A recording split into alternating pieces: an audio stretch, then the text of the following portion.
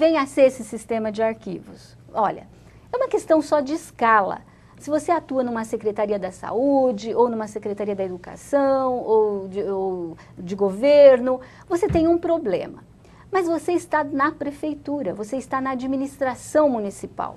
Você vai criar regras próprias, não é, para controlar, para gerenciar, para preservar os seus documentos no seu órgão, na sua secretaria? E o seu colega que cuida dos documentos na outra secretaria? Vai usar os mesmos critérios e procedimentos que você ou vai inventar critérios e procedimentos novos que ele julgar mais apropriados?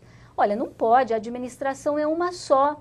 Então, se você guarda documentos, por exemplo, da área de aquisição, né, da área de licitação, por um certo prazo, existe uma legislação própria, específica, regulando aquela atividade. Por que o seu colega no outro órgão vai guardar por um outro prazo, vai dar uma outra destinação para o documento? Não, não se pode fazer assim. É preciso uniformizar esses procedimentos.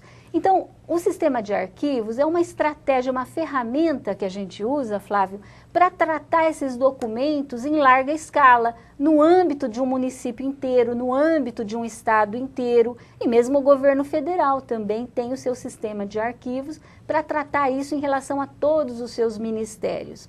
Então, na verdade, é só uma ferramenta.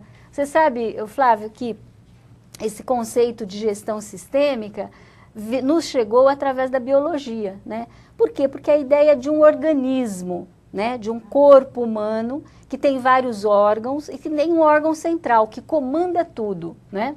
No nosso caso, na área da administração pública, você tem sistemas financeiros, né? Você tem sistemas, às vezes, de recursos humanos, com órgão central e órgãos setoriais descentralizados, e todos precisam falar a mesma língua e atuar de acordo com as mesmas normas e os mesmos procedimentos.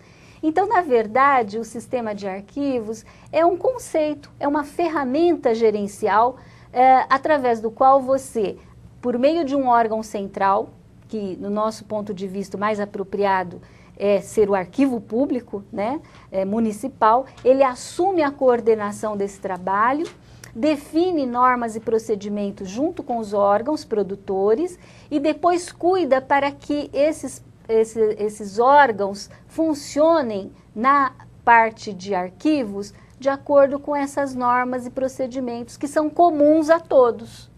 A gente até preparou uma figura que ilustra bastante de forma gráfica esse sistema de integração entre o órgão central e os órgãos descentralizados. Se a professora Ieda depois puder mostrar e explicar também a dinâmica, isso como referência no estado e nos municípios também pode servir, certo, professora?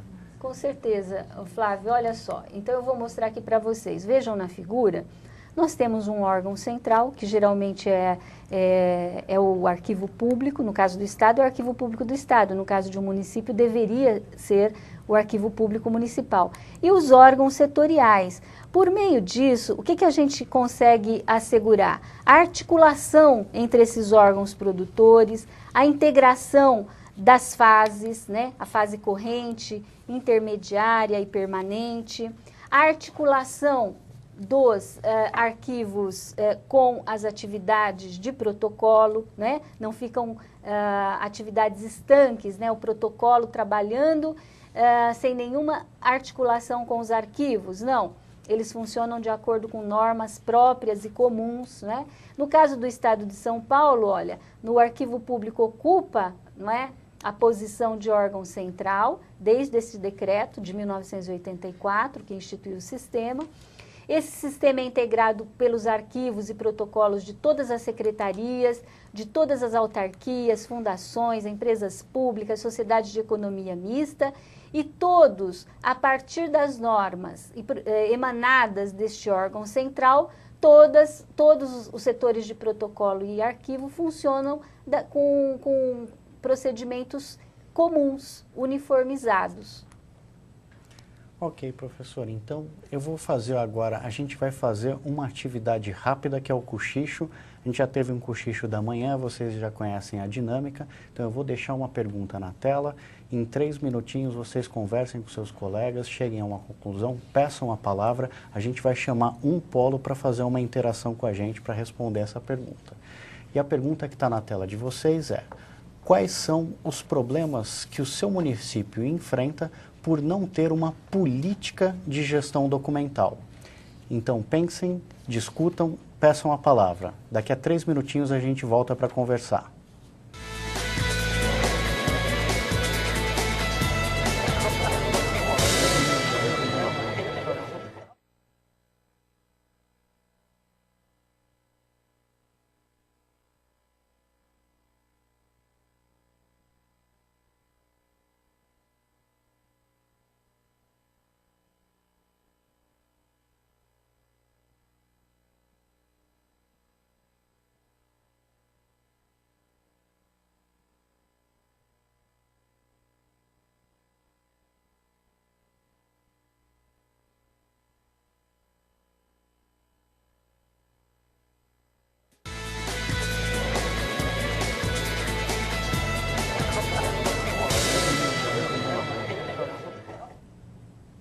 Pronto, já se passaram os 3 minutos, vários polos pediram a palavra, mas o primeiro deles foi São José do Rio Preto.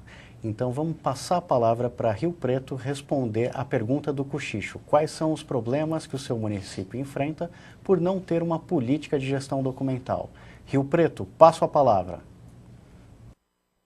Um dos problemas, são inúmeros problemas, né, por não haver uma política arquivística, né? Mas um que eu acho que é muito sério é a geração de uma massa documental muito extensa, sem nenhum critério, acumulada, condicionada e acumulada de forma discriminada, e que depois tornaria a situação assim: se você fizer para você fazer um plano de classificação, uma tabela de temporalidade, como os documentos através dos tempos eles podem mudar sem critério algum, às vezes documentos com tipologias diferentes e com conteúdo igual. Ou seja, você pega uma cidade grande que tenha várias secretarias, empresas públicas, você fazer um estudo em cima de uma massa documental gigantesca e sem nenhum tratamento, eu acho que fica meio impossível, né? No mínimo moroso, mas eu acho que humanamente impossível trabalhar com milhares de documentos espalhados por toda a cidade, né? Então, fica a minha questão, né? Diante dessa dificuldade, né, deve existir inúmeras, uma massa documental sem nenhum tratamento e extensa, esse plano de classificação e a tabela de temporalidade passariam a serem executados então a partir de uma nova produção documental, né? A partir de um certo marco, quando você já tem algo estabelecido uma política arquivística e um sistema municipal que já, digamos assim, tem a visibilidade desde a produção, do trâmite até a destinação final. Então fica a pergunta, né? O plano de classificação e a tabela de temporalidade serviriam a partir de um determinado marco? Passa a palavra. Objetivo. Obrigado ao nosso amigo de Rio Preto. Então, professor Ieda, essa colocação do nosso amigo de Rio Preto sobre a dificuldade e o tempo a partir de quando implementar. Flávio, nós temos que, na verdade, fechar a torneira, não é isso? É o que o colega falou. Nós temos que produzir os instrumentos de gestão e daqui para frente a gente já classificar os documentos aplicando esses critérios para ficar mais fácil depois fazer aquela peneira, separar o que deve ser preservado do que deve ser eliminado.